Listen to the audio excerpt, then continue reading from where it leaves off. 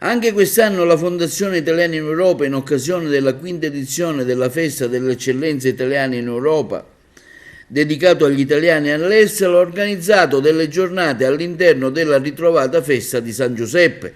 In particolare le date saranno il 19 agosto e il 26 agosto. A comunicarlo il professore Giuseppe Arnone. Il 19 agosto, oltre alle consuete attività di accoglienza degli emigrati, organizzerà una minestra in onore del santo, condivisa con tutti i cittadini di Favara e centinaia di emigrati di Favara e dei paesi limitrofi. La minestra sarà l'occasione di fare rivivere il rito della tradizione e del gusto. Nella serata sul palco si esibiranno gli artisti Simon e Massimo Ferrari. Nel corso della serata seguiranno inoltre delle premiazioni per le persone che si sono distinte all'estero. Il 26 agosto invece ci sarà un convegno sulla rete consolare e i servizi degli italiani all'estero con la consulta regionale dell'emigrazione, il Made in Italy.